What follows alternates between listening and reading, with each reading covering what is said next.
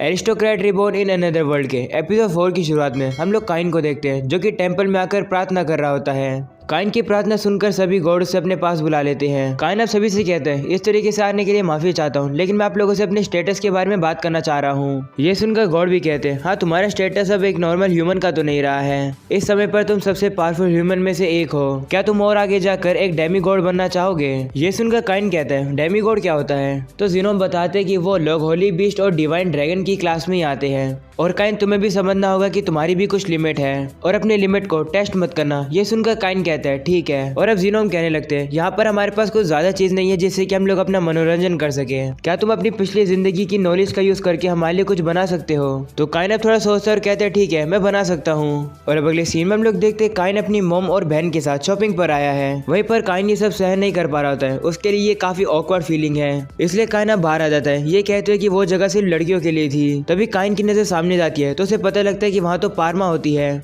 Kine अब उसके पास जाकर कहते हैं मिले हुए 5 साल हो गए हैं। काइन अब उससे पूछते हैं कि तुम क्या कर रही हो, जिसमें वो बताते हैं कि मैं यहाँ पर अपने अंकल की शॉप में ट्रेनिंग कर रही हूँ। तभी हम लोग देखते हैं पारमा के अंकल भी वहाँ पर आ जाते हैं। वहीं पर पारमा अपने अंकल को बताती है कि यह है मास्टर काइन और ये एक नोबल है। ये सुनकर पारमा के अंकल शॉक हो जाते हैं और कहते हैं माफ करना मेरे रूड बिहेवियर के लिए। तो काइन कहते हैं कोई बात नहीं, लेकिन क्या मैं तुम्हारी दुकान देख सकता हूँ? और अब अगले सीन में लोग देखते हैं काइन उनकी शॉप पर आ जाता है और कहते हैं कि यहाँ तो काफी अलग अलग तरीके की चीजें हैं। और अब वो पारमा के अंकल जिनका नाम टेमनिस होता है, काइन उनसे कहते हैं क्या आप एक चीज बना सकते हो और उस चीज को बेच भी सकते हैं? ये सुनकर टेमनिस भी कहते हैं ठीक है, क्या चीज है वो? जिसके बाद हम लोग देखते हैं काइन टेमनिस को बताता है कि आखिरकार इस चीज को बनाया कैसे जाता है। ये एक तरीके का गेम है जिसे रिवर्सी कहा जाता है और इसे खेलने में काफी मजा आता है। वही अब टेमनिस कहते हैं हाँ, ये तो काफी अच्छा गेम है, मैं शायद से इसे बनाकर अच्छे प्राइस पर बेच सकता हूँ, प्लीज मुझे इसे बनाने का मौका दो। तो काइन कहते हैं ठीक है, लेकिन अभी के लिए इसको टेस्टिंग के लिए बनाकर देखो और इसके लिए जितना भी खर्चा होगा ये लो उसके लिए पैसे। गोल्ड कॉइन को देखकर टेमनिस काफी शौक होता है और कहते हैं ये तो बहुत ज्यादा है। तो काइन कहते हैं चिंता मत करो, ये तो शुरुआत के लिए एक इन्वेस्टमेंट है। तो टेमनिस कहते हैं ठीक है, मैं इसे खुशी खुशी एक्सेप्ट करता हूँ। मैं जो कि सारकन कंपनी का हेड हूँ, मैं प्रॉमिस करता हूँ कि इस चीज को बनाने में पूरी मेहनत लगा दूंगा। और अब अगले सीन में लोग देखते हैं काइन उस शॉप से निकलकर जा रहा होता है। तभी वो देखता है कि बाहर तो उसकी बहन खड़ी होती है। वो ये देखकर शौक हो जाता है और कहते हैं कि मैं तो रेना के बारे में भूल ही गया। रेना अब काइन के पास आकर कहती है तुम मुझे छोड़कर कहाँ चले गए थे? मैं तुम्हें सारी ड्रेस दिखाना चाहती थी कि मेरे ऊपर कैसी लग रही है। तो काइन कहते हैं देखने की क्या जरूरत है, आप तो सारे कपड़ों में काफी क्यूट लगती हो। यह सुनकर रेने खुश हो जाती है और काइन से कहती है मैं घर जाने के बाद तुम्हें अपने कपड़े पहन कर दिखाऊंगी। वहीं अब काइन के पास और कोई भी चॉइस नहीं होती है, वो कहता है हाँ ठीक है दिखा देना। और अब अगले सीन में हम लोग देखते हैं वो लोग घर आ जाते हैं जहाँ पर रेने अपने कपड़े दिखा रही होती है। वहीं पर काइन पीछे बैठकर उससे कहता है कि हाँ आप काफी खूबसूरत लग रही हो। तभी मेड वहाँ पर आ जाती है जो कि काइन से कहती है कि टेमनिस ने आपको अपनी दुकान पर बुलाया है। जिसके बाद हम लोग देखते हैं काइन अब टेमनिस की शॉप पर जाता है। वो ये देखकर हैरान हो जाता है कि टेमनिस ने तो उस गेम यानी रिवर्सी को बना दिया है। काइन उसे कहता है तुमने ये काफी परफेक्ट बनाया है, ऐसा ही मैंने अपने दिमाग में सोचा था। जिसके बाद काइन टेमनिस को बताता है कि आखिरकार इस रिवर्सी को खेला कैसे जाता है। वहीं पर पारमा भी कहती है ये तो काफी मजेदार गेम है, मैं इसे दोबारा खेलना चाहती हूँ। गेम के सभी रूल सीखने के बाद टेमनिस काइन से कहता है ये तो काफी अच्छा गेम है, ये तो जरूर बिकेगा। तो काइन कहते हैं अगर ऐसी बात है तो हम लोग इसके अलग अलग वर्जन बनाते हैं, एक नॉर्मल लोगों के लिए और एक नोबल लोगों के लिए, क्योंकि नोबल लोगों को फैंसी चीजें काफी पसंद आती है। और हम लोग एक रेगुलर वर्जन भी बनाएंगे जिसे सभी लोग अफोर्ड कर पाएंगे। नोबल वर्जन वाले 50 बना देना और रेगुलर वर्जन वाले को 1000 बना देना, और अगर बिजनेस अच्छा चला तो हम लोग और ज्यादा बना लेंगे। ये सुनकर टेमनिस कहते हैं लेकिन हमारी कंपनी के पास इन सभी को बनाने के लिए पैसे नहीं है, क्योंकि इसे बनाने के लिए स्टार्टिंग में हमें खर्चा तो लगेगा ही। ये सुनते ही काइन टेबल पर काफी सारे गोल्ड कॉइन को रख देता है और कहते हैं इनका यूज करो। इस वजह से टेमनिस काफी ज्यादा खुश हो जाता है और अब वो काइन का शुक्रिया करने लगता है। जिसके टेमनिस कहते हैं जल्दी से हम लोग ये कॉन्ट्रैक्ट बना लेते हैं और इसे गॉड ऑफ कॉमर्स को प्रेजेंट करते हैं। जिसके बाद हम लोग देखते हैं वो लोग कॉन्ट्रैक्ट बनाने लगते हैं। टेमनिस बताता है इस कॉन्ट्रैक्ट को बनाने से 3 साल तक कोई भी हमारे जैसे सेम प्रोडक्ट को नहीं बना पाएगा।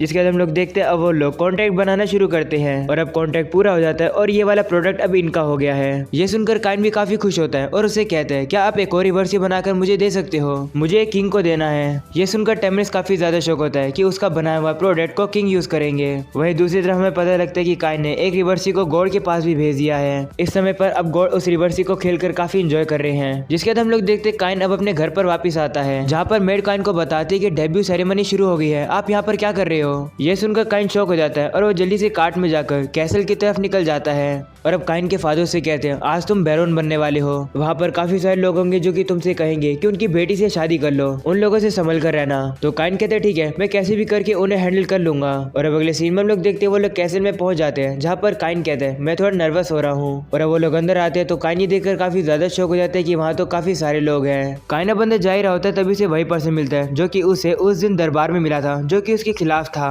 काइन ये भी देखता है कि उसके साथ कुछ बच्चे भी होते हैं। काइन अब उन्हें इग्नोर करके वहाँ से चला जाता है, जिसके बाद काइन एरिक और सिल के पास आता है। वहीं पर काइन के फादर अब अपना इंट्रोडक्शन देते हैं। ये सुनकर काइन मन में कहते हैं, हाँ वो बैरून वाली बात तो प्राइवेट में हुई थी, इसलिए यहाँ पर बाकी के लोगों को नहीं पता होगा, इसलिए हम लोग ऐसे एक्ट करें कि हम लोग एक दूसरे को जानते ही नहीं है। वहीं अब एरिक इवल स्माइल करके काइन से कहते हैं कि मेरी बेटी को उस दिन बचाने के लिए शुक्रिया, मैं दुआ करता हूँ कि हम लोग का रिलेशनशिप आगे अच्छा होगा। वहीं पर सिल्क भी काइन को अपना इंट्रोडक्शन देती है। वो काइन से कहती है मुझे बचाने के लिए शुक्रिया। वहीं पर काइन सिल्क को देखकर पिघल जाता है। वो उसे कहते हैं आप इस ड्रेस में काफी खूबसूरत लग रही हो, एक बार के लिए मुझे तो लगने लगा था कि आप ही प्रिंसेस हो। अपनी तारीफ सुनकर सिल्क भी काफी ज्यादा खुश हो जाती है और वो लोग आंखों से आंखें मिलाकर काफी ज्यादा एक दूसरे को देख रहे होते हैं। तभी एरिक काइन को रोकता है और कहता है कि तुम सिर्फ 10 साल की हो और लड़कियों को इस तरीके से हैंडल कर पा रहे हो। ये सुनकर काइन और काइन के पेरेंट्स वहां से जाने लगते हैं। वही काइन के फादर काइन से कहते हैं लगता नहीं है कि तुम 10 साल के हो। तो काइन कहते हैं माफ करना, मुझे अपनी बहन की तारीफ करने की आदत है ना, जब भी मैं रहने की तारीफ करता हूँ वो काफी ज्यादा खुश हो जाती है, इसलिए मैंने सिल्क की भी तारीफ कर दी।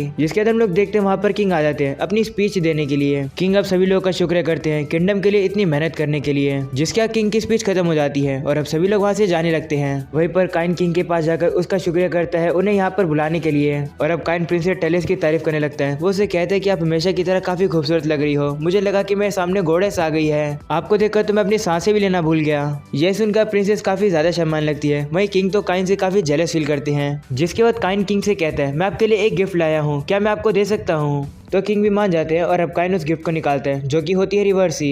काइन अब बताते हैं कि इस गेम को मैंने साराकान कंपनी की मदद लेकर बनाया है। वही किंग अब कहते हैं रिवर्सी ये तो काफी मजेदार गेम लग रहा है, इसके बारे में तुम मुझे बाद में जरूर बताना, मुझे अपनी बेटी के बारे में भी तुमसे कुछ बात करनी है, इसलिए सेरेमनी खत्म होने के बाद मुझसे मिलने जरूर आना। तो काइन भी मान जाता है और कहते हैं ठीक है आ जाऊंगा। और अगली सीन में लोग देखते हैं काइन की फैमिली वहां से जारी होती है। काइन के फादर काइन से कहते हैं तुमने इस गेम को क्यों बनाया और तुमने तो मुझे बताया भी नहीं। तो काइन कहते हैं ये मैं इसलिए बना रहा हूँ क्योंकि मुझे डर लग रहा था, क्योंकि बैरन बनने के बाद मुझे एक घर मिलने वाला है, मुझे डर लग रहा था कि कहीं पैसे कम तो नहीं पड़ जाएंगे उस घर को मेंटेन रखने में। काइन की ये बात सुनकर काइन के फादर उसे काफी इंप्रेस होते हैं और कहते हैं तुम सही में एक काफी अच्छे नॉवल बन गए हो। जिसके बाद काइन के फादर और मदर वहां से चले जाते हैं। ये कहते हैं काइन से कि तुम जाकर एंजॉय करो।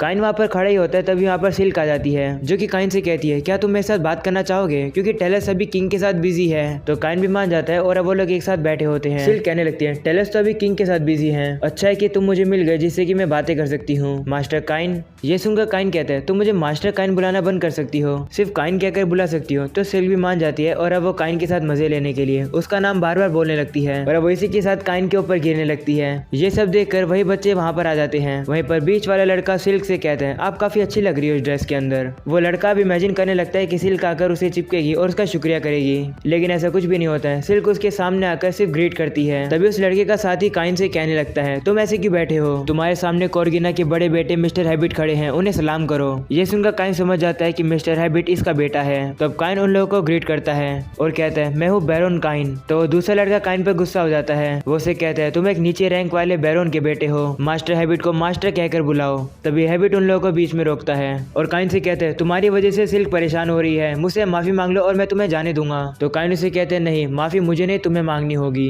यह सुनकर हैबिट को गुस्सा आ जाता है और वो काइन को चैलेंज कर देता है उससे बैटल करने के लिए। और अब अगली सीन में हम लोग देखते हैं वो लोग बाहर आ जाते हैं। वहीं पर सिल्क भी काइन के साथ आई होती है और वो उसको चिपक रही होती है। ये देखकर हैबिट काइन से कहते हैं फ्लर्टिंग करना बंद करो, आकर मुझसे लड़ो। और अब सबसे पहले हैबिट का साथ ही सामने आता है लड़ने के लिए। वो कहने लगता है आखिरकार मैजिक का यूज कैसे किया जाता है, मैं तो भूल गया। और अब वो एक बुक पढ़ता है और उसे याद आ जाता है कि कैसे यूज किया जाता है। वो यूज करने लगता है मैजिक को। शुरुआत में तो लगता है कि वो काइन की तरह काफी पावरफुल फायरबॉल को छोड़ रहा है, लेकिन वो फायरबॉल इतनी छोटी होती है कि काइन उसे आराम से डॉज कर लेता है। ये देखकर अब हैबिट का दूसरा साथी सामने आता है। वो एक बुक में से पढ़कर एक पावरफुल मैजिक का यूज करने लगता है और अब वो काइन की तरफ रॉक बुलेट को शूट कर देता है जिनकी स्पीड कुछ ज्यादा कम होती है, जिन्हें काइन वापिस से काफी इजीली से डॉज कर लेता है। ये देखकर पहले वाला बंदा सामने आकर वापिस अपने मैजिक को ट्राई करने लगता है। इस बात से सिल्क परेशान हो जाती है और उसे कहती है कि तुम्हें कितनी देर तक करोगे, लगता है तुम लोग को गलतफहमी हो रही है, काइन बैरोन का बेटा नहीं है बल्कि वो खुद बैरोन है और इसी ने मुझे और प्रिंसेस को 30 ऑक से अकेले बचाया था। यह सुनकर बच्चे शौक हो जाते हैं और कहते हैं क्या काइन वही है जिसके बारे में सभी लोग बातें कर रहे हैं।